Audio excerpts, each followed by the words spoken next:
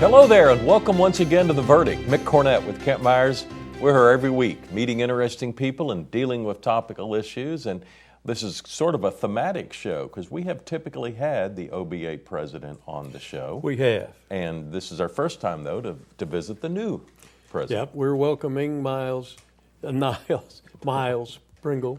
to the show as the new OBA president. And he is a fellow that I have known since he was born. Oh, my goodness. I know his parents reasonably well. Haven't seen them in recent years, but they were very, very nice people. I'm sure raised him nicely.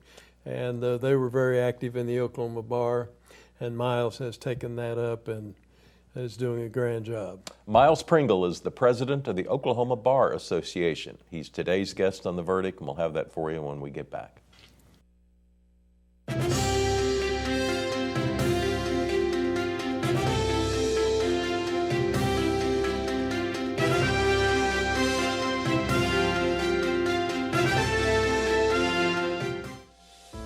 Right now, 6 feet can feel like a long ways away. But from 6 feet, we can still smile at each other. From our doorways and our stairways, from opposite sides of the street and opposite sides of the country. Through fear and frustrations, we can remind each other that we are still here for each other. Because we can still smile at each other. And we're not going anywhere. Military service ran in my blood, starting from my father, which joined the Navy, on the Chickasaw side, my uncle, which served in the United States Army. I'm Benjamin Espinosa, Chief Petty Officer, United States Navy, and I'm Chickasaw. I went to the Secretary of Defense's staff at the Pentagon in Washington, D.C., which ultimately led to becoming a combat support technician for Naval Special Warfare, specifically SEAL Team 10. I think to be proud and to love your tribe, to love being Chickasaw, you also have to love being American. You also have to love everything that America stands for. Equality, perseverance, professionalism, and power. I want my family to know that their father is a good person, but also feels that he has an obligation to the country and to love this nation. Anything worth having is worth dying for. The military and the country owes me nothing. I owe it everything. See more stories about the Chickasaw people at profilesofanation.com.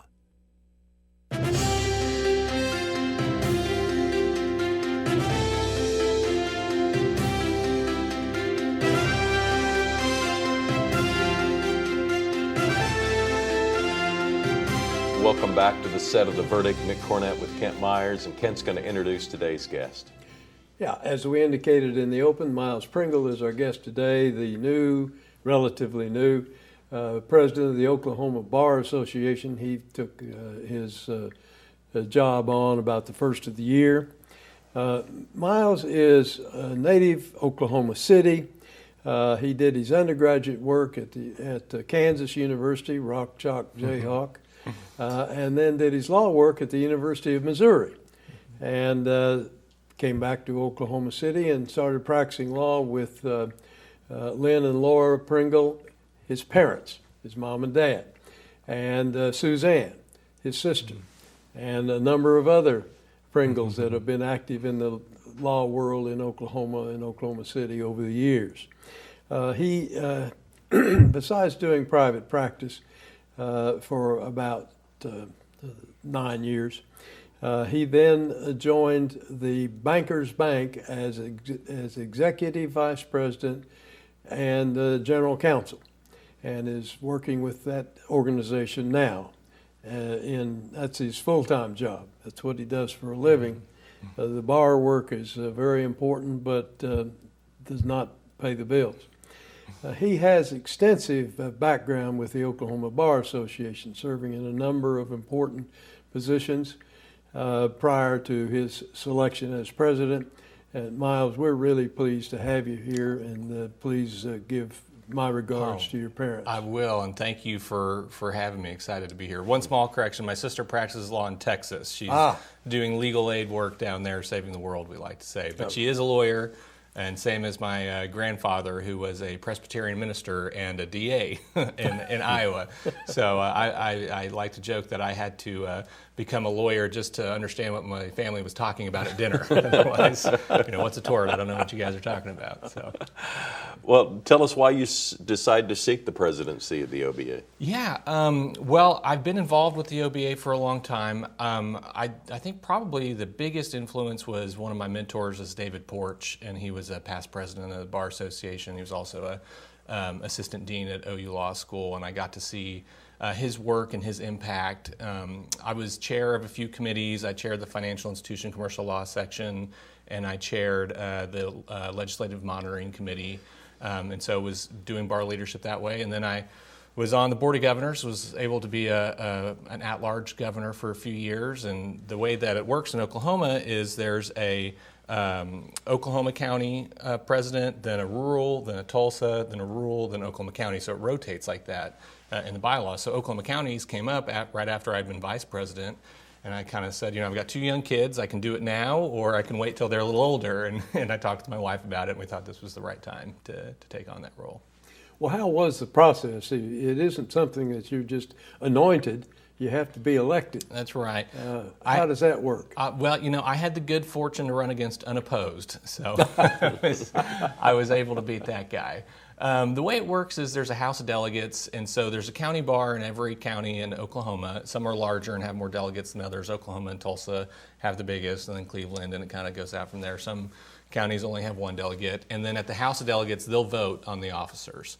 So I was, again, able to run against unopposed, so I didn't have to do a big election campaign. But that's not the case every year or for every position. We had an at-large governor this year that had a contested election. I really like to see that volunteerism, and I want to make sure that we're really emphasizing that this year to get our attorneys more involved in bar leadership. Do you have a specific agenda of what you're trying to accomplish? I do, and hopefully it's not too much. Coming out of COVID, we're trying to reestablish a new normal and kind of see what the Bar Association is going to be in the future. The biggest thing I did was change our annual meeting, talked with the Supreme Court and got their buy-in on that. Typically, and historically had been at the same time as the judicial conference. So the judges have to get all of their training at a specific time of year. And the lawyers had their annual meeting at the same time, and that got separated in the, I don't remember the exact year, it was, in the 2009 to 2012 range. And I really think it hurt both conferences. I don't think the lawyers, their schedules, sometimes didn't allow it because they were in court often. And, meeting your fellow attorneys and the judges is a big draw. So with the court's buy-in, we've moved the annual meeting back to July from November, and so we're all meeting at the same place and the same time. It'll be in Norman at the Embassy Suites this year. Really excited for that. Tried to do the new convention center here, but you got to book that thing so far in advance. We were talking about it in March of 23 for July of 24, and they were already booked up. So I think we're going to be back at the convention center again next year. So that's one, is trying to build, again, more engagement through a more meaningful annual committee. We're doing a dues increase this year. We have more members over the age of 80 than under the age of 30. So we're kind of looking at a situation where our memberships are retiring or leaving the practice in one way or another. And with inflation, so the dues were last increase in 2004, I believe.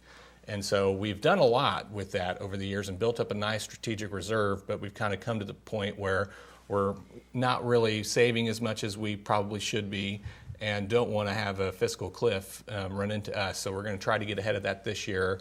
Haven't proposed a specific amount. I've got the OBA staff working on that to propose what they think is a nice amount to get us for the next 5 to 7 years comfortably.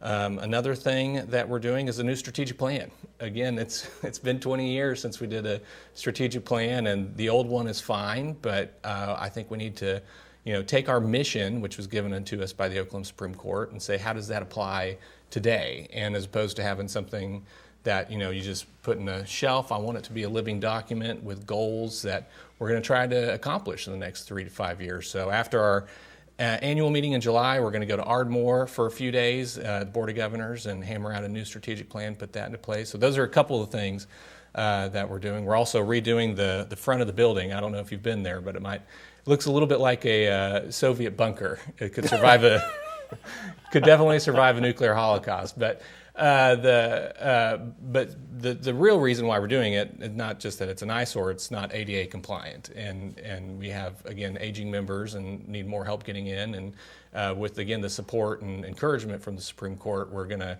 redo that to make sure that it's more accessible. And hopefully it'll be a little bit better looking as well. But the impetus is also that. And restarting the OBA Leadership Academy, so we're getting lawyers back involved. It was something we were doing before COVID and hadn't gotten back into, so I'm glad that we're restarting that. And so we've got a few measures that we're doing the OBA this year. That's a busy agenda. Yeah.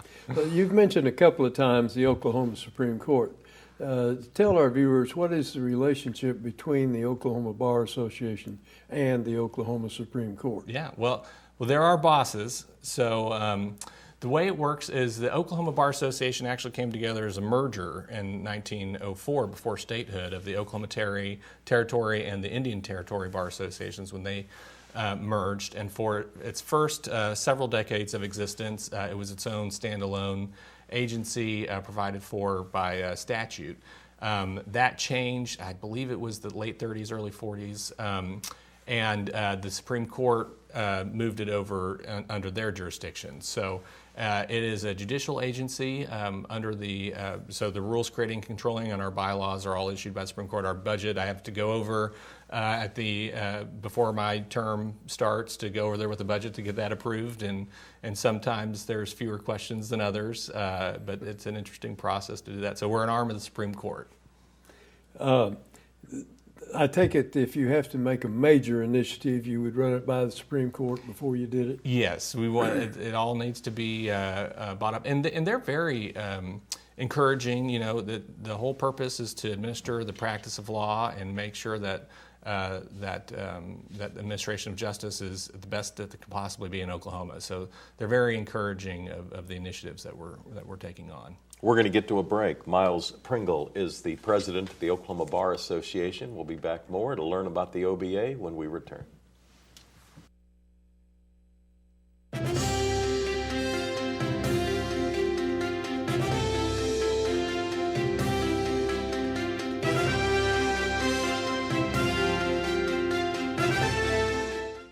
At Whitten Burridge, we're litigators. That's all we do. All of our clients, some sort of wrong has occurred to them. We try to right that wrong. Corporate America, they have all the power. It's sort of like going against an army. I like helping the underdog. That's what gets me up out of bed every day. Our success rate is phenomenal, but that's not all they get. We care about people. I'm very proud of what we've been able to do for our clients, and I'm looking forward to what we're going to do in the future. There's still a lot of wrongs that need to be righted. OU Law has a history and heritage that are unparalleled. At the University of Oklahoma College of Law, we empower our students to pursue the career of their dreams. We have the highest U.S. News ranking ever achieved by an Oklahoma law school. We are the first law school in the country to launch a college-wide digital initiative. And this year, our competition teams ranked number 2 in the nation. OU Law, generations of excellence, limitless possibilities. One of the best kept secrets about the post 9/11 GI Bill benefit is that it can be used at a trade school or a technical school, and it doesn't have to be used at a university or college. These are benefits that the veterans have earned through their service, and they should take advantage of it. Veterans really need to understand that there are many resources offered by the Oklahoma Department of Veteran Affairs. They're there to help you find the right school for you, the school that will help you and your family make great steps into your future.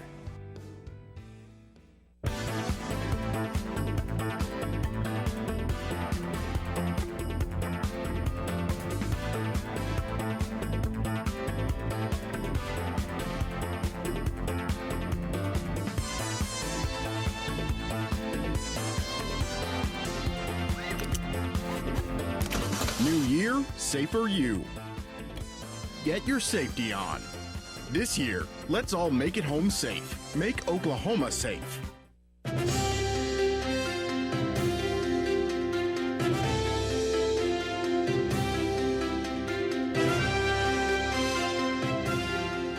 Welcome back to the set of the verdict. We're visiting with Miles Pringle. He's the new president of the Oklahoma Bar Association. I hear this term, integrated bar. Oklahoma, the OBA is an integrated bar. What does that term imply? That's right. So there's a couple different models for attorneys to be licensed to practice law in the United States. We in Oklahoma, I think the majority of states use our model where you actually have to be a member of the Bar Association to practice law. And the OBA has a few different functions. Other states do it a little differently. I think Kansas is an example where you get licensed by the Supreme Court. They keep track of hours and make sure that attorney discipline is taken care of. But the actual Bar Association that puts on the continuing legal education and does different events and sections is actually a voluntary bar association. So we have what's called an integrated bar where we're part of the regulation process itself, and I gave the example of Kansas. There's an interesting example. When you become a bar leader, you get to go around the country a little bit and get to meet bar leaders from around the United States. And an interesting model is North Carolina has a dual where there's a mandatory bar association that you have to be part of, and then a statewide voluntary bar association. I will say. I think our model is the preferred model when I talk to bar leaders around the United States, but it is interesting that everybody does it a little bit differently. Mm-hmm. Let's talk about attorney discipline. The practice of law has been referred to as a self-disciplining organization. The fox guarding the hen house is the criticism of that, but tell us what the Bar Association has to do with discipline. Yeah, so we have a general counsel's office, and every time that there's a complaint against a lawyer, so for example, taking money but not doing the work or violating some ethics, that's handled by Gina Hendricks right now as our current general counsel. She's been there for several years and is very good at what she does. And they'll review that complaint. They've got investigators on staff that are often former not private investigators, worked for like the OSBI or an institution like that. And then she has a couple of prosecutors that work with them. So they'll work a case, send a letter, say, hey, you've had this accusation, can you tell us more about it? And they'll ask for records and things like that. So that's how that process works. If they think there's something to it, they'll take it to a professional responsibility tribunal. Will decide, if they think that there's some sort of punishment that needs to occur. That will then get recommended to the Oklahoma Supreme Court. They take the ultimate action on that. But that's kind of how that process works of self-regulation. So if a citizen has a complaint against a lawyer, mm-hmm. it would be filed with the Oklahoma Bar Association, mm-hmm. and would be addressed. It wouldn't be ignored, swept under the rug. It would be dealt with one way or the other. Right. And, not every complaint, right. makes it very far. Sometimes it's, somebody didn't like the way their case, resulted, and that's not the fault of the attorney, doing anything unethical or illegal, but they're all investigated to some degree or another. And I think it works pretty well. It makes me, I'm a banking lawyer too, and it makes me think a little bit of how we do it with banking, where, the FDIC or the Federal Reserve or somebody comes and regulates you, and actually, the FDIC, you pay dues every year pretty much, or it's an assessment to be a part of that organization, FDIC insured, if you will, to get that. And then they come and regulate you. You have to follow their examination. So, yes, we do it in the legal field. There's other areas where that happens too. And to me, there's a great benefit in the way that we do it here in Oklahoma, where we don't take we are a state agency, but we don't take any state appropriations. So the lawyers pay for their own regulation. That's part of our bar dues and things like that. And I think it needs to be remembered from time to time, too, that the lawyers are actually paying for their own regulation as well. Tell us about the banking business. Yeah. Well, I've really liked it. My parents started their practice, their law firm back in 1988. My mom, before that, had been a regulator with the OCC, Office of the Comptroller of the Currency, in Atlanta. And then she moved here, was in-house counsel with First National at the time, and then worked, she was general counsel for the Oklahoma Bankers Association, and my dad did a lot of banking work. So they decided to open up their practice in 1988, representing mostly community banks and the boards. And So I kind of grew up around that, and they're still practicing today, almost full service for community banks. So that's kind of how I got involved. And then the Bankers Bank here in Oklahoma City, which is a really cool organization, that's what's called a correspondent bank. So it's FDIC insured, state chartered. We have all the exams that every other bank has, except for we're not open to the public. We're just a bank for other banks. There's only 12 in the United States. One of them's here in Oklahoma City. Our territory right now is Oklahoma, Texas, and New Mexico. So, a small town bank can't do a $20 million loan, but they don't want to lose their good customers. So we help them on the backside of that. We'll take what's called a participation interest in that, and we can help other community banks who maybe don't have as much loan demand in that area.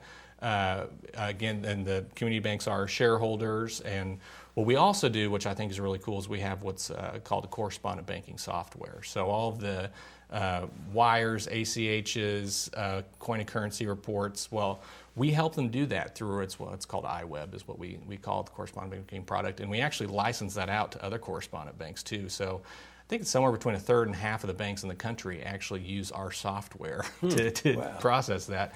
We're in a little building here in Oklahoma City. We've got more coders than loan officers, and we don't put out signs to the public, but I think it's really cool that exists here in Oklahoma City. That was one of the draws I had in having the background in representing community banks. Had a little thing, and I remember when they were advertising, I wasn't looking.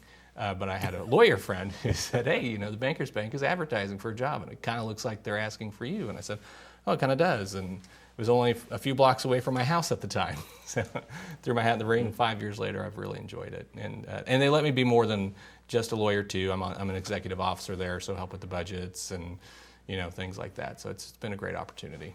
We're in the middle of a legislative session. What are you keeping your eye out at the legislature? Well, from the OBA perspective, we actually took a vote on a few different bills. I don't remember all of the numbers. There's the Judicial Nominating Commission, which has come up every couple of years here. The way we appoint judges in Oklahoma is say there's an opening with the Supreme Court. The Judicial Nominating Commission will field applicants. So if you want to apply, you send in your name and resume through them. They publish who all the applicants are, and they do an interview process. And then what they consider to be the top 3 names gets submitted to the governor to choose between. There's a current legislative effort to change into what would be the federal model, if you will, where the executive chooses someone, and that gets sent over to the Senate to kind of an up or down vote, yes or no. The Oklahoma Bar Association for the past 55 years has been supportive of the JNC, the Judicial Nominating Commission. Prior to the Judicial Nominating Commission, some may be aware there was a pretty bad bribery scandal here in Oklahoma, and in fact, there was a quote from one of the justices. He admitted that he couldn't remember a year that he hadn't taken a bribe. And so part of the judicial reform effort following that dark day in Oklahoma history was that we put in the JNC. And so it's, in my opinion, produced really good results. Our judges, our appellate judges, stand for retention every 6 years, and by and large, they're retained. So to me, that shows that the Oklahoma constituency, the voters, seem to like the results of the JNC. So I think that that's been going well, and I prefer our model to the federal model. You look at some of the past few confirmation hearings and the way that process has worked at the federal model, and I kind of like the way we do it here. It seems to be more efficient, less partisan, and more focused on professionalism and qualifications. So we're watching that bill. There was a couple others that didn't make it out of committee.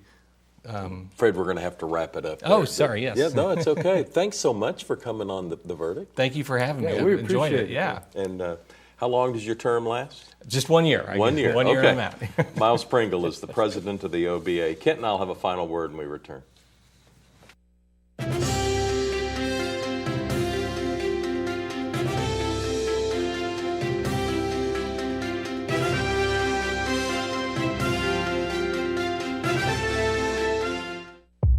This is the epidemic of my generation. This is my HIV. This is my Black Plague. In the midst of one of our state's largest crises, Oklahomans are dying from this preventable and treatable disease on a daily basis. We believe there's hope. That little pill will cause destruction through your whole life. Watch the entire award-winning 9-part docuseries Killing Pain, made available by Fighting Addiction Through Education at killingpain.com. It used to be okay in teachers' lounges. It used to be okay in maternity wards. It was okay in sporting arenas, college campuses, and office spaces. But now that we understand the deadly dangers of secondhand smoke, that's not okay anymore. So why is it okay that thousands of employees are exposed to it every day at work? Bottom line, it's not okay. Let's protect hardworking Oklahomans. Join the fight at stopswithme.com. All children deserve a life of hope and love. But sometimes they experience a life of pain, neglect, and abuse. When that happens, each child deserves all the quality assistance and representation that can be offered in our legal system. For more information, call 23-CHILD. Oklahoma Lawyers for Children, helping to bring hope and love back to the lives of abused children. You will always be Mom and Dad. I think for us, once we got started and we began to see the tremendous need just within our state, it really was just a calling for us. The blessings far outweigh any obstacles that we've faced. You will always be Mom and Dad to me.